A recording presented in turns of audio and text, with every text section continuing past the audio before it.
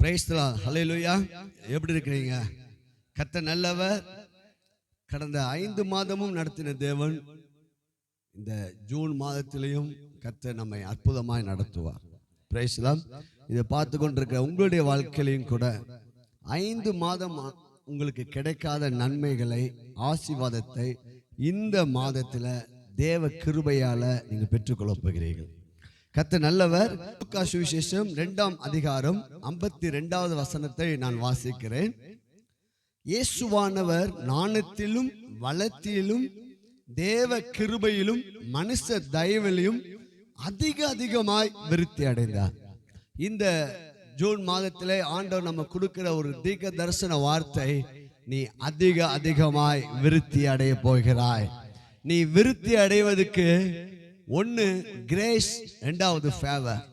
தேவ கிருபையும் மனுஷ தயவும். பாருங்கள், உபாகம் புஸ்தகம் 33ஆம் அதிகாரம் 23வது வசனம் இப்படி சொல்லுகிறது.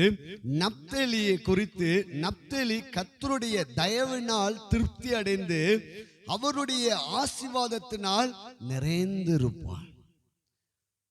பாருங்க, இந்த தேவ கிருபையும் தேவ தயவும் நம்முடைய வாழ்க்கையில செயல்பட்டால் நம்ம இதுவரை பெற்றாத ஆசீர்வாதங்களை லகுவாக பெற்றுக்கொள்ள முடியும். இதுதான் தேவ கிருபை. பாருங்க, ஒரு மொழிபெயர்ப்பு சொல்றது, இயேசு வளர வளர அவருடைய ஞானமும் முதிர்ச்சியும் வளர்ந்தன, அவர் தேவனால் மிகவும் நேசிக்கப்பட்டதால். கிருபை என்பது என்ன தெரியுங்களா? இப்போ ஆண்டவருடைய கிருபை எனக்கு இருக்கு வேண்டும் அப்படின்னு விரும்புகிறோன்னா, அந்த கிருபை என்னன்னா, தேவன் நம்ம நேசிக்கிறார். இயேசுவானவர் தேவனால் நேசிக்கப்பட்டதால் மனிதர்களின் தயவு அவர் மேல் பெருகியது.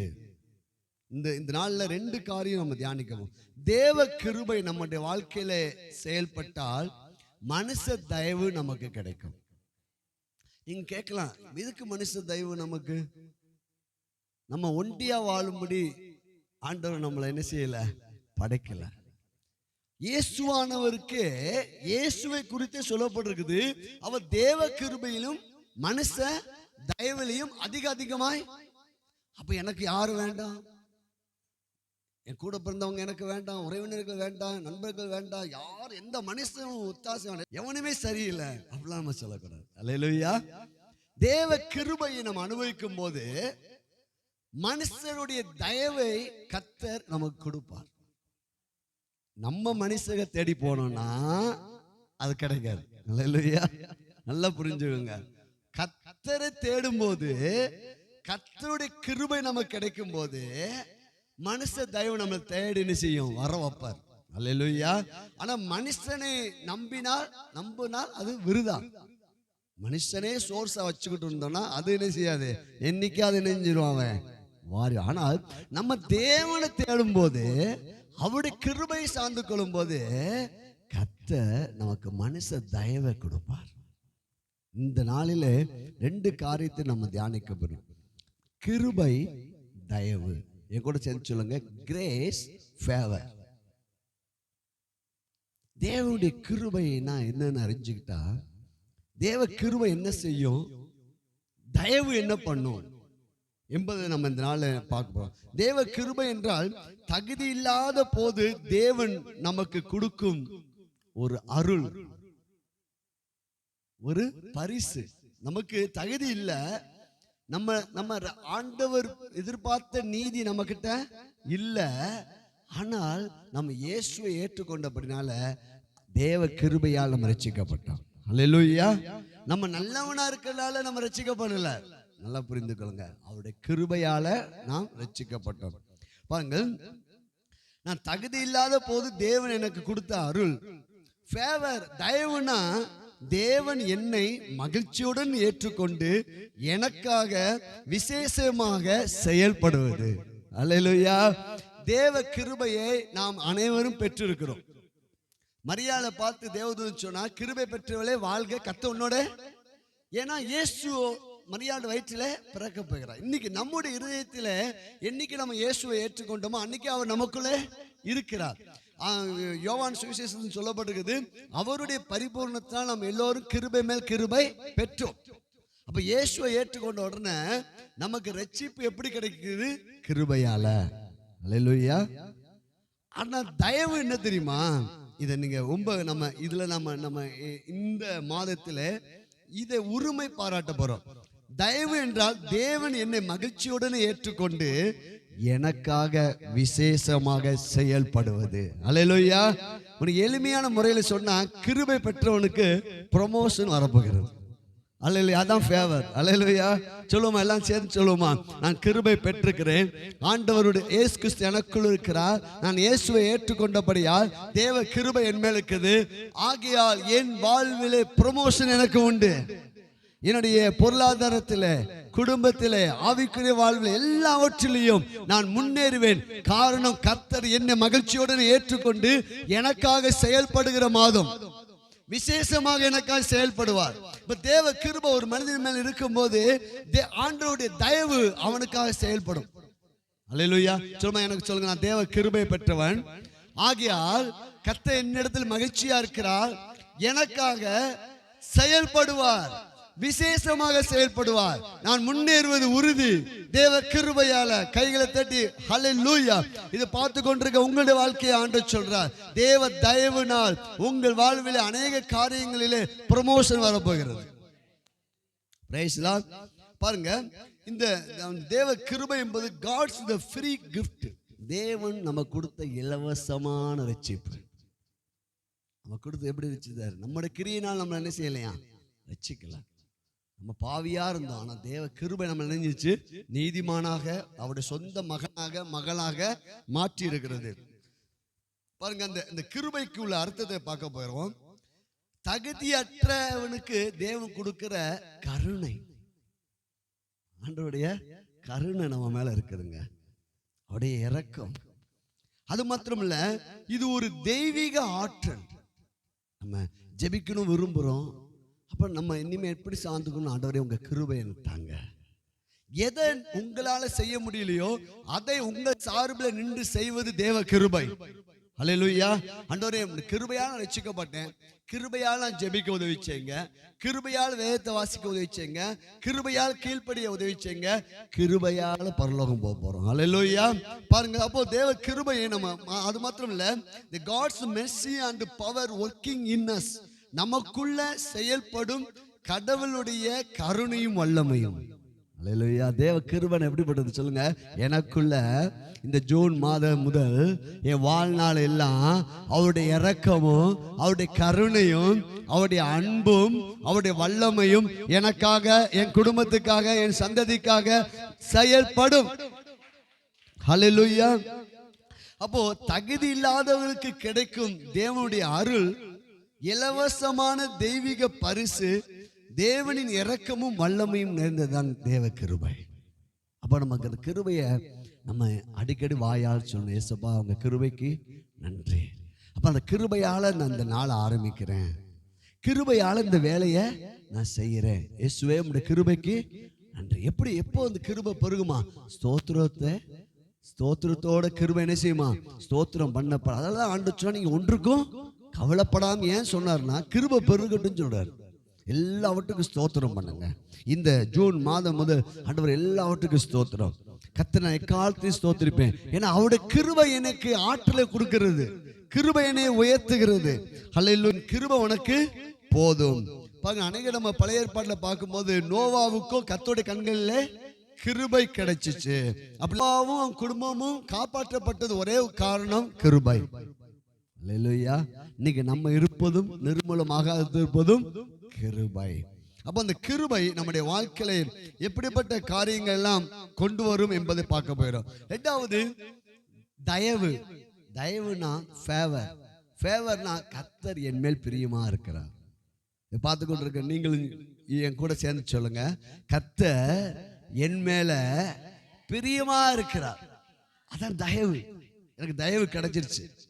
கர்த்தருடைய ஆவியானவர் தீர்க்கதரிசனமா சொல்கிறார், இந்த நாள் முதல் தேவ கிருபையின் தயவை நீங்கள் புரிந்து கொண்டால் நீங்கள் உயர்த்தப்படுவது நிச்சயம். நம்முடைய ஞானத்தை அல்ல, நம்முடைய பலத்தை அல்ல, தேவ கிருபையின் தயவு நம்ம சார்ந்து கொள்ள வேண்டும். Praise Lord. பாருங்க, இந்த தயவு என்ற வார்த்தைக்கு எப்படிப்பட்ட அநேக அர்த்தங்கள் இருக்குது. இந்த குட் பிளஸ்ஸர், ஒரு மிகுந்த ஒரு மகிழ்ச்சி. இந்த தயவு நம்முடைய வாழ்க்கையில் வரும்போது நம்முடைய வாழ்க்கையில மகிழ்ச்சி கடந்து வரும். மனிதர்களிடத்திலேயும் அந்த தயவை ஆண்டவர் கொடுப்பார். Praise Lord.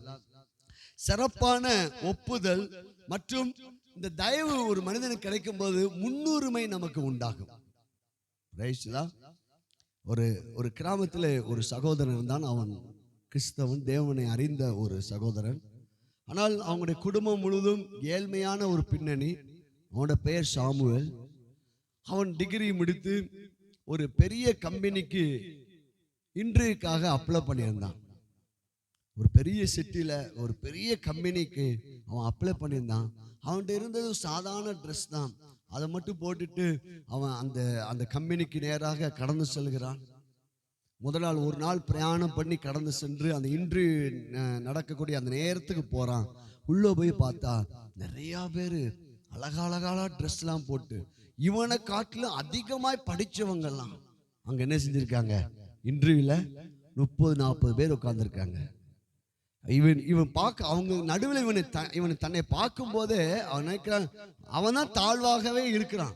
ஆனால் அவன் அப்போ ஜெபம் பண்ணிட்டு அந்த ஆண்டவரே, நான் இவங்க அளவுக்கு நான் படிக்கல, இவங்க அளவுக்கு எனக்கு அந்தஸ்து இல்லை, இவங்க அளவுக்கு எனக்கு அழகும் கூட இல்லை, ஆனால் நான் உங்க கிருபையை சார்ந்து கொள்கிறேன். ஆண்டவரே, உங்களுடைய கிருபையால உங்க தயவுனால எனக்கு ஒரு வேலை கிடைக்கட்டும், இந்த இன்று எடுக்கிற இந்த நபர்கிட்ட எனக்கு தயவு கிடைக்கட்டும் அப்படின்னு ஜெபம் பண்ணிக்கிட்டே வர்றார். பார்த்தா இன்றைக்கு பேர் கூப்பிட்டுக்கிட்டே இருக்கிறாங்க. கடைசியாக இவர் கூப்பிடுறாங்க. நிறைய பேர் சிரித்த முகத்தோடு வெளியே போறாங்க. அப்ப என்ன நினைச்சிருக்காங்க, கண்டிப்பா அப்பாயின்மெண்ட் கொடுத்துருப்பாங்கன்னு சொல்லிட்டு கடைசி அந்த இன்டர்வியூக்கு போய் ஜிஎம் முன்னாடி போய் உட்கார்றப்ப அநேக கொஸ்டினை கேட்கும் போது தாழ்மையா அமைதியா பதில் சொல்றப்ப ஜிஎம் அப்படியே முகத்தை பார்த்துட்டே இருந்துட்டு யூ ஆர் அப்பாயிண்டட் சொன்னாராம். அல்லேலூயா. எப்படி அதாவது சொன்னாராம், உன்னுடைய குவாலிஃபிகேஷன்லாம் கம்மியாக தான் இருக்குது, நீ உனக்கு எல்லாமே கம்மி தான், ஆனால் என்னன்னு தெரியல, என்னை அறியாமலே உன்னை அப்பாயிண்ட் பண்ணணும்னு சொல்லி எனக்கு ஒரு உணர்வு வருதுன்னு சொன்னாராம். ஹல்லேலூயா. இதான் மனுஷ தயவு. ஹல்லேலூயா. தேவனுடைய கிருபை சார்ந்து கொண்டால் அறிமுகம் இல்லாத இடத்திலும் கூட கர்த்தர் நமக்கு தயவை உண்டாக்குவார். Price Lord. இதை நம்ம புரிந்து கொள்ள வேண்டும். தேவனுடைய தயவு என்பதை நம்ம புரிந்து கொள்ளும் போது, தேவனையும் தேவனுடைய கிருபையும் நம்ம சார்ந்து கொள்ளும் போது தேவ தயவு நமக்கு கிடைக்கும். பாருங்கள், தேவனுடைய தகுதி இல்லாதவர்களுக்கு கிடைக்கும் அருள் கிருபை. தயவுனா தேவனுடைய விசேஷித்த அங்கீகாரம். இந்த ஜூன் மாதம் முதல் நீங்க தேவனுடைய பிள்ளை, உங்க கூட கிருபை இருக்குது என்பதை கர்த்தர் வெளிப்படுத்த போகிறார். ஒரு முன்னுரிமையை உங்களுக்கு கொடுக்க போகிறார். இதை பார்த்து கொண்டிருக்க உங்களுடைய வாழ்க்கையிலும் கூட உங்களுடைய வாழ்க்கையில ஒரு முன்னுரிமை உண்டாக போகிறது. தேவ தயவு உங்க வாழ்க்கையில கடந்து வரும். Praise lord. பாருங்க, இந்த தேவனுடைய தயவு மனிதர்கள் நடுவிலே அனுகூலமாக செயல்படும். நினைச்சு பார்க்க முடியாத அளவுக்கு அனுகூலமான காரியத்தை கர்த்தர் இந்த மாதத்திலே செய்ய போகிறார். பாருங்கள், 2 ராஜாக்கள் புஸ்தகம் 8ஆம் அதிகாரம் 1ஆவது வசனம் முதல் 6ஆவது வசனம் வரை நம்ம வாசிக்க கேட்போம். மைக்கில் வாசிங்க. 2 ராஜாக்கள் புஸ்தகம் 8ஆம் அதிகாரம். எலிசா தான் உயிர்ப்பித்த பிள்ளையாய தாயாய ஸ்திரியை நோக்கி, நீ உன் வீட்டாரோடு கூட எழுந்து புறப்பட்டு போய் எங்கே ஆகிலும் சஞ்சரி, கர்த்தர் பஞ்சத்தை வருவிப்பார், அது 7 வருஷம் தேசத்தில் இருக்கும் என்று சொல்லி இருந்தான். கவனிங்கள், இங்க ஒரு வார்த்தை சொல்லப்படும். எலிசா தான் உயிர்ப்பித்த பிள்ளையின் தாயாகிய யார் அவள் அப்படின்னா 2 ராஜாக்கள் 4ஆம் அதிகாரத்தில் நீங்க பார்க்கும்போது இந்த எலிசா இந்த பெண்ணுடைய வீட்டுக்கு வரும்போதெல்லாம் தீர்க்கதரிசியா எலிசாவை ரொம்ப கனம் பண்ணுகிறார். கனம் பண்ணி அவளுக்காக, அந்த தீர்க்கதரிசிக்காகவே ஒரு வீட்டை என்ன செய்கிறார், மேல் வீட்டறையை ஆயத்த பண்ணி அவளுக்கு அந்த தீர்க்கதரிசிக்கு வேண்டிய அனைத்து நன்மைகளும் அங்க செய்கிறார். அப்போ அந்த தீர்க்கதரிசி எப்போதெல்லாம் அவருடைய ஊருக்கு வரும்போதெல்லாம் அவங்களுடைய வீட்டில் தங்கி நன்றாக ஊழியக்கான கவனிக்கிற ஒரு குடும்பம், ஆசீர்வாதமான ஐஸ்வர்யம் உள்ள ஒரு குடும்பம். அப்பொழுது இந்த எலிசாவுக்கு ஒரு நாள் தோணுகின்றது, இவ்வளவு என்னை கவனிக்கின்றாளே, இவளுக்கு ஏதாவது நன்மை செய்ய வேண்டுமே. உடனே அந்த எஜமானியை கூப்பிடுகிறார். கூப்பிட்டு சொல்ல, உனக்கு நான் ஏதாவது ராஜாவிடத்துல பேசணுமா? அந்த நாட்களில் தீர்க்கதரிசி என்பவர்கள் ராஜாவே அபிஷேகம் பண்ணுவாங்க. ரைஸ்லா, அப்போ ராஜாவிடத்துல ஏதாவது பண்ணணுமா, ஏதாவது கேட்கணுமான்னு. இல்லை, நான் நல்லா இருக்கிறேன், எனக்கு ஒண்ணுமே தேவையில்லை அப்படி சொல்றாரு. அப்போ எலிசாவுடைய வேலைக்காரன் கேயாசி சொல்றான், இல்ல எலிசாவே, இவளுக்கு ஒரு குழந்தை பாக்கியம் இல்லை, கணவரும் அவனாக இருக்கிறார், இவங்களுக்கு குழந்தை இல்லை, அது ஒண்ணுதான் குறை. உடனே எலிசா சொல்கிறார், அடுத்த ஆண்டுல உனக்கு என்ன செய்யும், ஒரு ஆண் குழந்தை பிறக்கும்னு சொல்லுகிறார். எலிசா சொன்னபடியே அவங்களுக்கு ஆண் குழந்தை பிறந்து விட்டது. அந்த குழந்தை வளர்கிறது. திடீர்னு ஒரு நாள் அந்த குழந்தை நோய்வாய்ப்பட்டு இறந்து விடுகிறது. அப்போ உடனேயே என்ன பண்றான்னா, இறந்த தன்னுடைய மகனை வீட்டுக்குள்ள வச்சுட்டு தீர்க்கதரிசியை தேடி போகிறான். போய் அழைத்து வருகிறார். தீர்க்கதரிசி சொல்றப்ப அவனுடைய வேலைக்காரன் கேயாசியை அனுப்புகிறார். கேயாசி கிட்ட கோல் கொடுத்து விட, நீ போய் அந்த பிள்ளையுடைய இறந்து போன அந்த பிள்ளை கிட்ட வைன்னு சொன்ன உடனே, ஆனால் அந்த பிள்ளை உயிர் பெறவில்லை. இந்த பெண் சொல்ற, நீங்க வர வேண்டும் என்று சொல்லுகிறார். உடனே தீர்க்கதரிசி வந்து அந்த 2 ராஜாக்கள் புஸ்தகம் 4ஆம் அதிகாரத்தில் நீங்க வாசித்து பார்த்தீங்கன்னா, இப்ப நேரம் இல்லை, எலிசா அந்த பிள்ளையை உயிரோடு எழுப்புகிறார். அல்லேலூயா. அப்போ அவளுக்கு மறுபடியும் ஒரு பெரிய விசுவாசம் வந்துருச்சு. அப்ப இங்க என்ன போட்டிருக்கு பாருங்க, எலிசா தான் உயிர்ப்பித்த பிள்ளையின் தாயாகிய அந்த பெண்ணை நோக்கி என்ன சொல்லுகிறார்? இப்ப சொல்ல, தேசத்துல 7 வருஷம் பஞ்சம் வரும்போது, பஞ்சம் வருவதற்கு முன்னாடி தீர்க்கதரிசி சொல்ல, பஞ்சம் வரும்போது ஆகையா நீ இந்த தேசத்துல இருக்காத, இந்த தேசத்தை விட்டு நீ என்ன செஞ்சுக்கோ, 7 வருஷம் வெளியே போ. இவ ஏற்கனவே நான் சொன்ன மிக பணக்காரியான ஒரு குடும்பம், நிலங்கள் இருக்குது, வீடுகள் இருக்குது, எல்லாத்தையும் விட்டுட்டு பஞ்சம் வரப்போகுது என்ற அந்த வார்த்தையை நம்பி இவ கடந்து செல்லுகிறார். 7 ஆண்டுகள் கழித்து மறுபடியும் தேசத்துக்குள்ள வாரார். இப்ப வாசிக்கலாம் 2வது வசனம். அந்த ஸ்திரீ எழுந்து தேவனுடைய மனுஷன் சொன்ன வார்த்தையின்படி செய்து தன் வீட்டாரோடு கூட புறப்பட்டு பெலிஸ்தியரின் தேசத்தில் போய் 7 வருஷம் சஞ்சரித்தாள். 7 வருஷம் அங்க போய் என்ன செய்கிறா, வாழ்ந்து கொண்டிருக்கிறார். நிலத்தை விட்டு, வீடை விட்டு, எல்லாத்தையும் விட்டுட்டு. வாசிக்கலாம். 7 வருஷம் சென்ற பின்பு அவள் பெலிஸ்தியரின் தேசத்தை விட்டு திரும்ப வந்து தன் வீட்டுக்காகவும் தன் வயலுக்காகவும் ராஜாவினிடத்தில் முறையிடும்படி போனாள். கவனிங்க, இந்த சீனை பாருங்க. 7 வருஷம் கழிச்சு அந்த வயல் நிலம் யார் எடுத்திருப்பாங்களோ, வீடு யார் வச்சுப்பாங்களோ, என்ன செய்யலாம், எப்படியா ராஜா கிட்ட என்ன செய்யணும், முறையிடணும் அப்படின்னு சொல்லிட்டு ஒரு பல குழப்பத்தோடு, அப்படியே பயத்தோடு, பல எண்ணங்களோடு வந்திருக்கலாம். இப்ப உள்ள என்ட்ராகிறா. இப்ப அடுத்த வசனம் பாருங்க. அந்நேரத்தில் இது தேவ தயவும் கிருபை எப்படி செயல்படுவாங்க. அந்நேரத்தில் ராஜா தேவனுடைய மனுஷனின் வேலைக்காரனா இருந்த கேயாசியுடனே பேசி, எலிசா செய்த அதிசயங்களை எல்லாம் நீ எனக்கு விவரமாய் சொல் என்றான். கேளுங்க, இப்பொழுது இந்த சூனேமியானவள் தன்னுடைய இழந்து போன ஆசீர்வாதத்துக்காக, ஆஸ்திக்காக, நிலங்களுக்காக ராஜாவிடம் முறையிடும்படியாக வருகிறார். இவளுக்கு என்ன தேவை? மனுஷ தயவு தேவை. எப்படி எக்ஸ்பிளேஷன் பண்றது, எப்படி சொல்வது, என்ன சொல்வது தெரியாது. அந்த எண்ணத்தோடு வந்து கொண்டிருக்கிறார். இப்ப இங்க ராஜா கிட்ட எலிசாவின் வேலைக்காரனா கேயாசி கிட்ட ராஜா கேட்கிறான், எலிசா எத்தனையோ அற்புதங்களை பண்ணிருக்காப்ல, அந்த அற்புதத்துல நீ என்ன செய்ய எனக்கு சொல்லு. அப்படி அடுத்த வசனம். செத்து போனவனை உயிர்ப்பித்தார் என்பதை அவன் ராஜாவுக்கு அறிவிக்கிற போது, இதோ அவன் உயிர்ப்பித்த பிள்ளையின் தாயாகிய அந்த ஸ்திரீ வந்து தன் வீட்டுக்காகவும் தன் வயலுக்காகவும் ராஜாவினிடத்தில் முறையிட்டாள். அப்பொழுது கேயாசி, ராஜாவாகிய என் ஆண்டவனே, இவள்தான் அந்த ஸ்திரீ, எலிசா உயிர்ப்பித்த இவளுடைய குமாரன் இவன்தான் என்றான். ஹல்லேலூயா. எப்படி சீன் பாருங்க. இதை நல்லா புரிந்து கொள்ளுங்கள். நம்முடைய வாழ்க்கையில தேவ தயவு நமக்கு வேண்டும், தேவ கிருபை நமக்கு வேண்டும். தேவ தயவை நாம் பெற்றுக்கொண்டால் மனுஷ தயவு நமக்கு கிடைக்க பண்ணுவார் ஆண்டவர். இப்ப அந்த செகண்ட்ல கொஞ்சம் மாறி வந்தாலும், இப்ப இவன் சொல்லிட்டு இருக்கா, கேயாசி சொல்லிட்டு இருக்கான், அவன் உயிரோடு எழுப்பினாரு எலிசா அப்படி சொல்லிட்டு இருக்கும்போது திரும்பி பார்க்கிறான், அந்த பெண் வருகிறான். அந்த உயிரோடு எழுப்பின அந்த மகனையும் கூட்டிட்டு வருகிறார். வாசிக்கலாம். ராஜா அந்த ஸ்திரியை கேட்டதற்கு அவள் அதை அவனுக்கு விவரித்து சொன்னாள். அப்பொழுது ராஜா அவளுக்கு ஒரு பிரதானியை நியமித்து அவளுக்கு உண்டானது எல்லாவற்றையும் அவள் தேசத்தை விட்டு போன நாள் முதல் இதுவரைக்கும் உண்டான அந்த வயலில் திரும்ப வாசிங்க.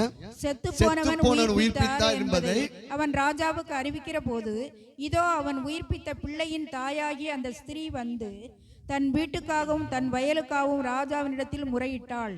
அப்பொழுது கேயாசி, ராஜாவாகிய ஆண்டவனே, இவள்தான் அந்த ஸ்திரீ, எலிசா உயிர்ப்பித்த இவருடைய குமாரன் இவன்தான். ரெண்டு பேரும் வந்து நிக்கிறாங்க. அல்லேலூயா. எப்படி பாருங்க, இப்போ அதுதான் தயவுங்க. அடுத்த வருஷம் உடனே ராஜா அந்த ஸ்திரியை கேட்டதுக்கு அவள் அதை அவனுக்கு விவரித்து சொன்னால், அப்பொழுது ராஜா அவளுக்கு ஒரு பிரதானியை நியமித்து ஒரு ஆளை நினைச்சிட்டாப்ப போட்டு அவளுக்கு உண்டானது எல்லாவற்றையும் அவள் தேசத்தை விட்டு போன நாள் முதல் இதுவரைக்கும் உண்டான அந்த வயலின் வருமானம் அனைத்தையும் அவளுக்கு கிடைக்கும்படி செய் என்றான். அல்லேலூயா. Praise the lord. இவன் என்ன நினைச்சிட்டு இருந்தா, நிலம் கிடைச்சாலே எனக்கு வீடு கிடைச்சாலே போதும். தயவு புரிந்து கொள்ளுங்கள், 7 ஆண்டு அந்த நிலத்துடைய வருமானத்தையும் கர்த்தர் கூட்டி கொடுப்பார். தேவ தயவுக்காய் ஸ்தோத்திரம் பண்ணுவோம். ஆண்டவரே, உம்முடைய கிருபைக்காய் ஸ்தோத்திரம். இந்த ஜூன் மாதம் இதை பார்த்து கொண்டு உங்களுடைய வாழ்க்கையிலும் கூட அநேக காரியங்கள் தடப்பட்டு இருக்கலாம். ஆனால் ஆவியான இந்த நாளில் உங்கள் தீர்க்க தரிசனமா சொல்கிறார், உனக்கு ஒரு அனுகிரகமான வாசல் திறக்கப்படும். மனுஷ தயவு உனக்கு கிடைக்கும். ஹல்லேலூயா. தேவன் நம்ம சார்ந்து கொள்ளும். மனிதனுக்கு பின்னாடி போயிடக்கூடாது. தேவனுக்கு பின்னாடி போகும்போது மனுஷ தயவு நமக்கு என்ன செய்யும்? கிடைக்கும். அந்த சீன்ல ஹல்லேலூயா. இன்னொரு தயவை நம்ம பார்க்க போகிறோம். ஆதியாம் புஸ்தகம். ஆபிரகாம் மிகப்பெரிய ஒரு ஐஸ்வர்யவான். அவனுடைய மகனுக்காக பெண் பார்க்கும்படியாக எலியேசர் நியமித்து ஆதியாம் புஸ்தகம் 25வது அதிகாரத்தில் 24வது அதிகாரத்தில் கடந்து செல்வதை நம்ம அங்க பார்க்க முடிகிறது. எலியேசர் தன்னுடைய ஒட்டகங்களோடு அந்த தேசத்தை பெண்ணை பார்க்கும்படியாக கடந்து செல்கிறார். அல்லேலூயா. அப்பொழுது எந்த ரூட்டும் கிடையாது, எந்த பெண்ணோட போட்டாவும் எதுவுமே கிடையாது. அல்லேலூயா. எப்படி இருப்பாங்கன்னு தெரியாது, எதுவும் தெரியாது. ஆனால் இப்படி போயிட்டு இருக்கும் போது இங்கே ஆதியாம் புஸ்தகம் 24:12, என் எஜமானாகிய ஆபிரகாமுக்கு தேவனா இருக்கிற கர்த்தாவே, இன்றைக்கு நீர் எனக்கு காரியம் சிந்திக்க பண்ணி என் எஜமானாகிய ஆபிரகாமுக்கு தயவு செய்தருளும். இவன் ஒட்டகங்களோடு நிறைய நபர்களோடு பெண் பார்க்கும்படி கடந்து போய்கிறான். இப்போ ஒரு குளத்து அண்டையில நீர் இருக்கிற இடத்துல நிற்கிறார். இப்போ ஒரு ஜெபம் பண்றாங்க பாருங்கள். இந்த எலியேசர் ஆபிரகாம் மேல் இருந்த தேவ கிருபையும் தயவையும் புரிந்து கொண்டார். இன்னைக்கு தீர்க்க தரிசனமா சொல்றேன், நம்ம மேல இருக்க கிருபையும் தயவையும் நம்ம புரிந்து ஜெபிக்கணும். அல்லேலூயா. இப்ப எப்படி ஜெபிக்கலாம் பாருங்க. பாருங்க அந்த வசனத்தை அந்த திரும்ப எல்லாரும் சேர்ந்து வாசிக்கலாம். என் எஜமானாகிய ஆபிரகாமுக்கு தேவனாய் இருக்கிற கர்த்தாவே, இன்றைக்கு நீர் எனக்கு காரியத்தை இன்னைக்கு வெற்றியாக மாற்றுங்க. காரியத்தை என்ன செய்யுங்க? வெற்றியாக மாற்றுன்னு சொல்லிட்டு என் எஜமானாகிய ஆபிரகாமுக்கு தயவு செய்தலும். நம்முடைய ஜெபத்துல ஆண்டவரே, உம்முடைய கிருபைக்கு ஸ்தோத்திரம். உங்க தயவு இன்னைக்கு எனக்கு கிடைக்கணும் ஆண்டவரே, எனக்கு உங்க தயவு கிடைக்கணும் அப்படி சொல்லி ஜெபிச்சுட்டு அடுத்த வசனம் பாருங்க, வாசிக்கலாம். இதோ நான் இந்த தண்ணீர் துறவண்டிலே நிற்கிறேன். இந்த ஊராருடைய பெண்கள் தண்ணீர் முள்ள புறப்பட்டு வருவார்களே. நான் குடிக்க உன் குடத்தை சாய்க்க வேண்டும் என்று நான் சொல்லும் போது குடி என்றும் உன் ஒட்டகங்களும் குடிக்கும்படி வார்ப்பேன் என்று சொல்லும் பெண் எவளோ அவளை நீர் உம்முடைய ஊழியக்காரனாகிய ஈசாக்குக்கு நியமித்தவளவா இருக்கவும் என் எஜமானுக்கு அனுக்கிரகம் செய்தீர் என்று அதனால் நான் அறியவும். அதான் தயவு என்பது பிரியம், அனுக்கிரகம். இவன் எப்படி கேட்கிறான்னா, இவன் சொன்னபடியே ரெபெக்காள் வருகிறார். அடுத்த வருஷம் அவன் இப்படி சொல்லி முடிக்கும் முன்னே இதோ ஆபிரகாமுடைய சகோதரனாகிய நாகோரின் மனைவியாகிய கவனிங்க, வீட்டுல போய் நீங்க வாசித்து பார்த்துக்கோங்க. அல்லேலூயா. பாருங்க, ஜோமணி முடிக்க முன்னாடியே பதில கொண்டு வந்துட்டாரு. இதுதான் தயவு. அல்லேலூயா. கைகளை தட்டி இது பார்த்து கொண்டிருக்க உங்களுடைய வாழ்க்கையில இந்த ஜூன் மாதத்துல உங்களுடைய அநேக ஜபங்களுக்கு பதில் இல்லைன்னு சொல்லி நீங்க சோர்ந்து போயிருக்கலாம். ஆனா கர்த்தருடைய ஆவியானவர் சொல்லுகிறார், இந்த ஜூன் மாதத்துல உங்களுடைய அநேக ஜபம் கேட்கப்படும். தயவை ஆண்டவர் உண்டாக்குவார், அனுகிரகத்தை உண்டாக்குவார். திருமண காரியங்கள், வேலை காரியங்கள், எந்த காரியமா இருந்தாலும் தேவனுடைய அனுகிரகம், தேவனுடைய தயவு, தேவனுடைய பிரியம் உங்க வாழ்க்கையில உண்டாகும். Praise god. பாருங்க, அந்த எலியேசர் எதை மையமா வச்சு ஜெபிக்கிறான்? கிருபை, தயவு. சொல்லி முடிக்குங்களையும் பதில் வந்துருச்சு. அல்லேலூயா. ஆதியாகமம் புஸ்தகம் 39வது அதிகாரம் இன்னொரு ரெஃபரன்ஸ் பார்ப்போம். 2வது வசனம் 2, 3, 4, 5 வாசிக்கலாம். கர்த்தர் யோசேப்போடு இருந்தார். அவன் காரிய சித்தி உள்ளவனானான். அவன் எகிப்தியனாகிய தன் எஜமானுடைய வீட்டிலே இருந்தான். கர்த்தர் அவனோடே இருக்கிறார் என்றும் அவன் செய்கிற யாவையும் கர்த்தர் வாய்க்க பண்ணுகிறார் என்றும் அவன் எஜமான் கண்டு. கவனிங்கள், கர்த்தர் நம்ம கூட இருக்கிறான்னு என்ன அர்த்தம்னா அவருடைய கிருபை. தேவ கிருபையை நாம் சார்ந்துக்கிட்டோம்னா நம்ம வெற்றி பெற்றலாம். நம்ம செய்வதெல்லாம் கர்த்தர் யோசேப்பு மேல கிருபை வைத்தார். இப்ப இந்த கிருபை தயவாக செயல்படும். கிருபை வந்தா ப்ரமோஷன் நிச்சயம். சொல்லுங்க, கிருபை எனக்கு வந்திருக்குது, ப்ரமோஷன் நிச்சயம். நீ கர்த்தருடைய ஆவியான உங்களை பார்த்து சொல்லுகிறார், நீங்க எந்த காரியத்துக்காக நீங்க ஜபித்து கொண்டிருக்கீங்களோ, நினைத்து கொண்டிருக்கீங்களோ, அதில் இந்த காரியத்தை தேவனுடைய அனுகிரகம் உண்டாகும். இப்ப அடுத்த வசனம் சொல்லுங்க. யோசேப்பினிடத்தில் தயவு வைத்து. யோசேப்பினிடத்தில் யார் தயவு வைக்கிறா? போத்திபார், மிகப்பெரிய எஜமான். தயவு. இப்ப பாருங்க, கிருபை வரும்போது மனுஷனுடைய தயவு நமக்கு. அப்போ யோசேப்பு கிட்ட அவன் போத்திபார் என்ன செஞ்சான்? தயவு வைத்து. வாசிக்கலாம். அவனை தனக்கு ஊழியக்காரனும் தன் வீட்டுக்கு விசாரணைக்காரனுமாக ஆக்கி தனக்கு உண்டான யாவற்றையும் அவன் கையில் பாருங்க. இந்த யோசேப்பு ஒரு அடிமைங்க. அடிமை கையில தன்னுடைய வீட்டுடைய அத்தனை நிர்வாகத்தையும் கையில கொடுக்கிறான். ஏன்? கிருபை, தயவு வந்தால் ப்ரமோஷன் வரும். அல்லேலூயா. முழுமையா ஒப்படைக்கிறான். தேவ தயவு இந்த ஜூன் மாதம் முதல் நம்முடைய வாழ்க்கையிலையும் பார்த்துக்கொண்ட உங்களுடைய வாழ்க்கையிலையும் செயல்பட நாம் அவருடைய கிருபையை சார்ந்து கொள்ளணும், அவருடைய தயவை சார்ந்து கொள்ளணும். அவருடைய கிருபையின் தயவு எங்க இருக்குது? அவருடைய வார்த்தையில. பாத்தீங்கன்னா 21, கர்த்தரோ யோசேப்போடு இருந்து அவன் மேல் கிருபை வைத்து சிறைச்சாலை தலைவனுடைய தயவு அவனுக்கு கிடைக்கும்படி செய்தார். போத்திபார் குற்றம் சாட்டப்பட்டு திரும்ப ஜெயிலுக்கு வந்துட்டான். ஆனா அவன் மேல என்ன இருக்குது? கிருபை இருக்குது. இப்போ ஜெயில அதிகாரி கிட்ட யோசேப்புக்கு என்ன கிடைக்குது? தயவு. தயவு வந்த உடனே அந்த ஜெயில அவனை ஒரு ப்ரமோஷன் ஆக்கிட்டான். அடுத்த சீனு, பார்வோன் கிட்ட அவனுக்கு தயவு கிடைக்குது. அந்த தேசத்துக்கே அவனை பிரதமராக ஆண்டவர் மாத்திட்டார். அல்லேலூயா. தேவ கிருபை உங்களை படிப்படியாக, தேவனுடைய தயவு உங்களை படிப்படியாக. அல்லேலூயா. அதான் நம்ம ஜெபிக்கணும். எந்த மனிதனையும் நம்ம அற்பமா என்ன செய்யக்கூடாது, எண்ணக்கூடாது. அல்லேலூயா. யாரும் எனக்கு வேண்டாம் அப்படிலாம் சொல்லுவாங்க, அப்படிலாம் நம்ம சொல்லக்கூடாது. அல்லேலூயா. அவங்களுக்காக நம்ம ஜெபிக்கணும். கர்த்தர் உலகத்தில் இவ்வளவாய் அன்பு கூர்ந்தார்.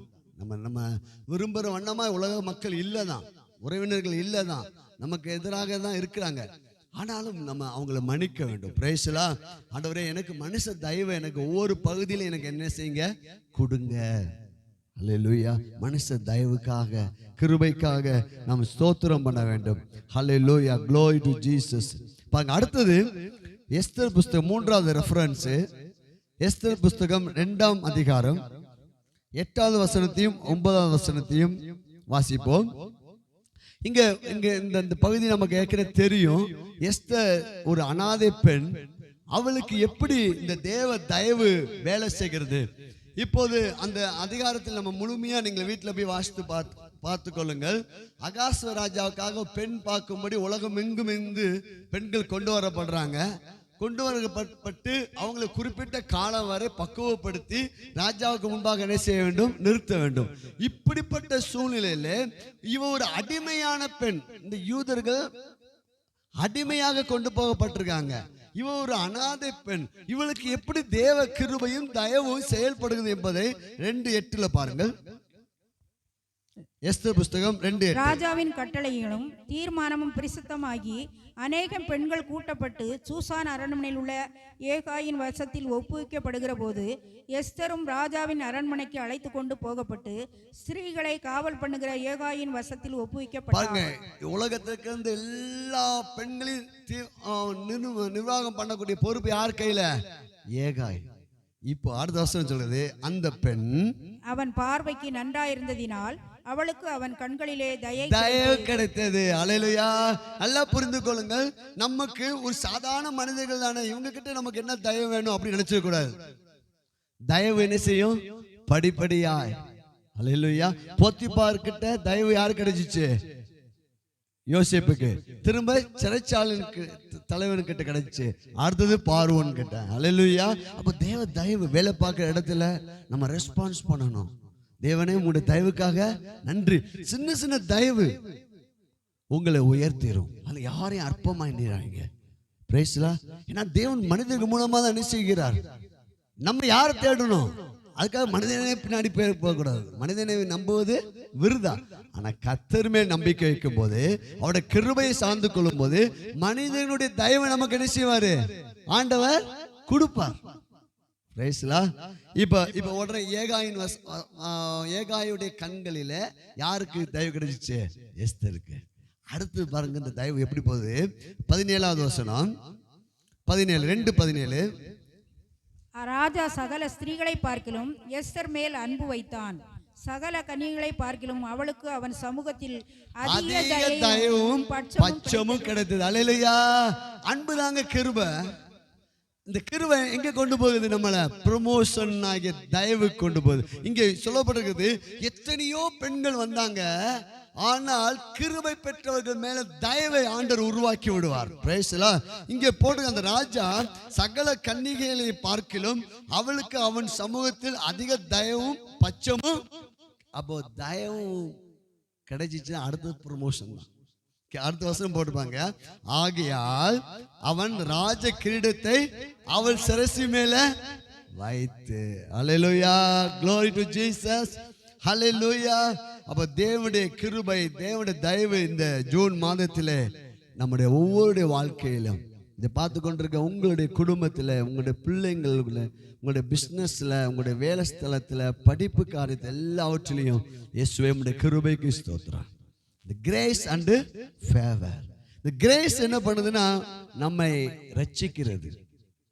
பாவியா இருந்த நம்மை ரட்சித்து அவருடைய குடும்பத்தில் மகனாக மகளாக நம்மை மாற்றுகிறது. இந்த ஃபேவர் என்ன பண்ணுது தெரியுமா? தயவு என்ன பண்ணுது தெரியுமா? உங்களை உயர்த்துகிறது. நான் சொல்ற திரும்ப திரும்ப சொல்லிட்டு இருக்கேன். கிருபை என்னை ரட்சித்தது, தயவு என்னை உயர்த்தியது. புரிந்தவங்க கைகளை தட்டி ஹல்லேலூயா. தேவ தயவு என் மேல இருக்கிறது, நான் உயர்த்தப்படுவேன். அதனாலதான் நப்தலி தேவ தயவுனால் திருப்தி அடைந்து ஆசீர்வாதத்தால் நிறைந்திருப்பான். உபாகமும் 33:23. தேவ தயவும் கிருபை வந்தா உங்க வாழ்க்கையில ஆசீர்வாதத்தால் நிரப்பப்படுவது உறுதி. அல்லேலூயா. இப்ப உங்க வலது கரத்தை தலைமை வச்சுங்க. தேவ கிருபையால் தயவினால் நான் திருப்தி அடைவேன், நான் விசுவாசிப்பேன், ஆகையால் நான் ஆசீர்வாதத்தினால நிறைந்திருப்பேன். அடுத்த வருஷம் சொல்லுது, அவன் சுதந்திரிக்க ஆரம்பித்து விட்டான். உபாகமும் 33:23 எல்லாம் எடுத்து வாசிக்கலாமா? உபாகமும் 33:23 பாருங்கள். நப்தலியை குறித்து நப்தலி கர்த்தருடைய தயவினாலே திருப்தி அடைந்து, பாருங்க கர்த்தருடைய தயவினாலே திருப்தி அடைந்து. யார் திருப்தி சாப்பிடுறீங்க? இப்பதான் இலை போட்டிருக்காங்க, ஊறுகாய் வச்ச உடனே போதும் போதும் அப்படி நம்ம யாரா சொல்லுவோமா? என்னதான் சொல்லுவோம்? சாப்பாடு எல்லாம் வச்சு நல்லா சாப்பிட்டு எது எது வேணுமா எல்லாம் சாப்பிட்டதான் அதுக்கடுத்து வேணுமா கேட்டா போதும் போதும் நல்லா சாப்பிட்டு. அப்போ இந்த தேவ கிருபையின் தயவையை நீங்க புரிந்து கொள்ள ஆரம்பிக்க வேண்டும். நீங்க என்ன செய்யணும்? ஒவ்வொரு நாளும் ஆண்டவரே உம்முடைய கிருபைக்கு ஸ்தோத்திரம், உம்முடைய தயவுக்கு ஸ்தோத்திரம். இதுல நீங்கள் வளர வேண்டும். எப்போது ஆசீர்வாதத்தை நம்ம நிறைந்திருக்க முடியும் என்றால், இந்த தயவினால் நாம் திருப்தி அடையும் போது ஆசீர்வாதத்தினால் நாம் நிறைந்திருப்போம். ஏன்னா நம்ம புரிந்து கொள்ளணும், என்னுடைய படிப்பினாலேயோ என் ஞானத்தினாலேயோ என்னுடைய கிரியினால் அல்ல, தேவ கிருபையால் மாத்திரமே நான் உயர்த்தப்பட போகிறேன். தேவ தயவினால் மட்டுமே நான் உயர்த்தப்பட போகிறேன், என்னால் அல்ல, கிறிஸ்துவினால். ஆமென். புரியுதுங்களா? அப்ப நம்ம இதுல வளரணும், திருப்தி அடையணும், புரியணும். ஆண்டவரே இந்த கிருபை என்னெல்லாம் இனி கொஞ்சம் கொஞ்சமாக உங்களுக்கு சின்ன சின்ன அற்புதங்கள் நடக்கும் உங்கள் வாழ்க்கையில். நீங்கள் ஒவ்வொரு நாளும் நீங்கள் ஜெபம் பண்ணுங்க. ஜூன் மாதத்தில் ஆண்டவரே இன்னைக்கு உங்களுடைய தயவு மனுஷர்கள் இடத்துல எனக்கு கிடைக்கட்டும், வேலை பார்க்க இடத்துல கிடைக்கட்டும் சொல்லிட்டு போங்கமே. பெரிய பெரிய ஆஃபீஸர்கள் இடத்துல தயவு கிடைக்க பண்ணுவார் ஆண்டவர். அல்லேலூயா, உண்டாக்குவார். இதை நீங்கள் ஒன்று ஒன்றா பார்க்கணும். இதில் நீங்கள் திருப்தி அடையும் போது ஆசீர்வாதத்தால் நிறைந்து, கீழே வாசிங்க நிறைந்திருப்பான். மேட்டிசையும் தென் திசையும் சுதந்தரித்துக் கொள்ள. அடுத்து என்ன நடக்குமா? திருப்தி அடைவாங்க, ஆசீர்வாதம் நிறைந்திருப்பாங்க. மூணாவது தயவு என்ன செய்ய வைக்கும்? சுதந்தரிக்க வைக்கும். இந்த ஜூன் மாதத்தில் கர்த்தர் உங்களை சுதந்தரிக்க வைப்பார். எதெல்லாம் நீங்க இழந்து போனீங்களோ அதை நீங்க இரட்டிப்பாக பெற்றுக்கொள்வீர்கள். அநேக நன்மைகள் உங்கள் வாழ்க்கையில கடந்து வரும். அப்போ கிருபை என்னை ரட்சிக்கிறது, தயவு என்னை உயர்த்துகிறது. பாருங்க, இரண்டாவது கிருபையின் பாவத்தை மன்னிக்கிறது, தயவு எனக்காக அனுகூலமான கதவுகளை திறக்குது. அல்லேலூயா சொல்லுங்க. கிருபை என் பாவத்தை மன்னிக்குது, தயவு எனக்காக அனுகூலமான வாசல்களை திறக்குது. அந்த சூனேமி அந்த பெண் ராஜா கிட்ட என்ன செய்யலான்னு வரும்போது அங்க அவர் அனுகூலத்தை வச்சுக்கிறார். கேயாஸ் அந்த நேரத்தில் ராஜாவிடத்தில் பேசவும், இவர் கேட்கவும், அவனுக்கு ஒரு பிரதானியை அந்த பெண்ணுக்கு நியமிக்கவும், அவ இழந்ததெல்லாம் திரும்ப பெற்றுக்கொண்டார். அப்போ ஒன்று, ஃபேவர் என்பது நம்மளை உயர்த்துகிறது, ஃபேவர் என்பது நமக்காக, தயவு என்பது நம்ம கதவுகளை, அற்புதமான கதவுகளை நமக்கு திறக்கும். அல்லேலூயா, ஆசீர்வாதமான கதவுகளை நமக்கு என்ன செய்யும்? திறக்கும். மூன்றாவது, இந்த கிருபை என்பது தேவனுடன் உறவை தருகிறது. அல்லேலூயா. ஆண்டவரே கிருபையால் ஜெபிக்க எனக்கு உதவி செய்யுங்க, கிருபையால் வேதத்தை வாசிக்க உதவி செய்யுங்க, கிருபையால் சபைக்கு கடந்து போக உதவி செய்யுங்க, கிருபையால் அந்த வசனத்தை கீழ்ப்படிய உதவி செய்யுங்க. கிருபை தேவனோடு நம்ம உறவை உண்டாக்குறது. இந்த கிரேஸ், அந்த தயவு என்ன பண்ணுதுன்னா மனிதர்களிடத்திலே நமக்கு ஒரு அங்கீகாரத்தை தருகிறது. அல்லேலூயா, ஒரு கனத்தை தருகிறது.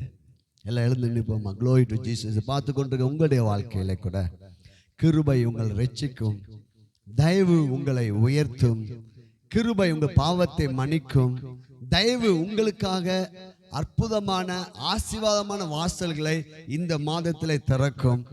கிருபை தேவனோடு உறவை ஏற்படுத்தும், தயவு மனிதர்களிடத்திலே உங்களுக்கு ஒரு அங்கீகாரத்தை தரும். கரங்களை தட்டி ஸ்தோத்திரம் பண்ணும். ஆண்டவரே உம்மை துதிக்கிறோம் அப்பா, உம்முடைய கிருபைக்காக, உம்முடைய தயவுக்காக, உம்முடைய இரக்கத்துக்காக, உம்முடைய அன்புக்காக உமக்கு நாங்கள் ஸ்தோத்திக்கிறோம் அப்பா. உமக்கு நன்றி நன்றி நன்றி. ஹல்லேலூயா. தேவ கிருபையிலும் மனுஷ தயவிலையும் அதிகமாக விருத்தி அடைந்தார். இந்த ஜூன் மாதத்துல ஒரு தீர்க்க தரிசன வார்த்தையை ஆவியான சொல்ற, நீங்கள் அதிகமாக விருத்தி அடைவீர்கள். உங்களுடைய ஆவிக்குரிய வாழ்விலையும், உங்களுடைய பொருளாதார வாழ்விலையும், உங்க குடும்ப வாழ்விலையும், உங்களுடைய பிசினஸ்லையும், எல்லாவற்றிலையும் அதிகமாய் கர்த்தர் உங்களை விருத்தி அடைய செய்வார். அல்லேலூயா. சோத்திரம். ஆண்டவரே உம்முடைய கிருபைக்கு ஸ்தோத்திரம், உம்முடைய தயவுக்காக ஸ்தோத்திரம். ஆண்டவர் தேவ தயவு நோவா மேல இருந்துச்சு, தேவ கிருபை யோசேப்பு மேல இருந்துச்சு, தேவனுடைய கிருபை தானியேல் மேல இருந்துச்சு. அடிமையா இருந்த தானியேல் அந்த தேசத்துக்கு போகும்போது ராஜாவுக்கு ஆலோசகராக மாறிவிட்டான். தேவ கிருபை எஸ்தர் மேல இருந்துச்சு. அல்லேலூயா. இந்த நாளிலே தேவ கிருபை உங்க மேல இருக்கிறது, தேவ தயவு உங்க மேல இருக்கிறது, தேவ கிருபை உங்க மேல இருக்கிறனால இந்த மாதம் முதல் அநேக மனுஷரிடத்துல உங்களுக்கு தயவு கிடைக்கும். அதிகமா நீங்க விருத்தி அடைவீர்கள். கரங்களை தட்டி சோத்ரம். ரெபா ரபா ஷாக்கா லபு ரெபா ரபா ரெபே நமு ஷாதா ரபா ரிக்க லவ் ரீனி மான்ரா காலாபாலா. ஆண்டவரே உமக்கு ஸ்தோத்திரம். ஒரு 2 நிமிஷம் ஜெபம் பண்ண போறோம். ஆண்டவரே இந்த ஜூன் மாதத்து முழுவதும் அப்பா இந்த வருடம் முழுவதும் உம்முடைய கிருபைக்காய் உம்முடைய தயவுக்காய் ஸ்தோத்திரம். வேத வசனம் சொல்லுது அவருடைய பரிபூர்ணத்தினால், யோவான் சுவிசேஷத்தில் சொல்லப்பட்டிருக்கிறது, அவருடைய பரிபூர்ணத்தினால் நாம் எல்லோரும் கிருபை மேல் கிருபை பெற்றோம். சொல்லுங்க, நான் எல்லாரும் கிருபை பெற்றேன், தேவ கிருபை என் மேல இருக்குது, ஆகையால் மனுஷ தயவு எனக்கு கிடைக்கும். ஹல்லேலூயா. தேவ கிருபையிலும் மனுஷ தயவிலையும் நான் அதிகமா விருத்தி அடைய கர்த்தர் எனக்கு உதவி செய்ய போகிறார். இந்த ஜூன் மாதம் முதல் உங்களுக்கு ஒரு அனுகூலமான வாசல்கள் திறக்கப்படும், ப்ரமோஷன் உண்டாகும், உங்க வியாதிகளிலிருந்து நீங்க சுகம் அடைவீங்க. தேவ கிருபையின் தயவு உங்கள் நடத்த போகிறது. பாங்க, தாவீது மேல தேவ கிருபை இருந்தது, தாவீது உயர்த்தப்பட்டான். தானியேல் மேல் தேவ கிருபை இருந்தது, ராஜாக்களுக்கு ஆலோசகராக மாறினான். எஸ்தர் மேல் தேவ கிருபையும் தயவும் இருந்துச்சு, அந்த தேசத்துக்கு ராணியாக மாற்றப்பட்டார். இன்றைக்கு கர்த்தருடைய ஆவியான உங்களை பார்த்து சொல்கிறார், தேவ கிருபையை சார்ந்துக்கொள், தேவ தயவை சார்ந்துக்கொள், நிச்சயம் உனக்கு ப்ரமோஷன் உண்டு. தேவ கிருபையும் தயவும் நம்ம நினைச்சு பார்க்க முடியாத உயர்வுக்கு கொண்டு போகும். அல்லேலூயா. நாம் நினைக்காத உயர்வு கொண்டு போவது நம்முடைய நாணம் அல்ல, நம்முடைய கிரியை அல்ல, தேவ கிருபை, தேவ தயவு. கரங்கள் தட்டி ஸ்தோத்திரம் பண்ணுவோம். ஸ்தோத்திரம், ஸ்தோத்திரம். நன்றி ஆண்டவரே, உமக்கே மகிமை செலுத்து. இந்த மாதம் முழுவதும் எங்களை நடத்துங்க, இதை பார்த்துக்கொண்ட ஒவ்வொரு குடும்பங்களையும் நடத்துங்க. அப்போ பிஸ்னஸ் நடத்துங்க, வேலைகள் நடத்துங்க, பிள்ளைங்களுக்கு நல்ல கோர்ஸ் கிடைக்கட்டும். ஆசீர்வதிக்கிறேன் இயேசுவின் நாமத்தில். தேவ கிருபையும் தயவும் எங்கள் மேல் அதிகமாக விருத்தி அடைவதாக. ஆமென். கைகளை தட்டி நன்றி செலுத்துவோம். Glory to Jesus, glory to Jesus. Hallelujah.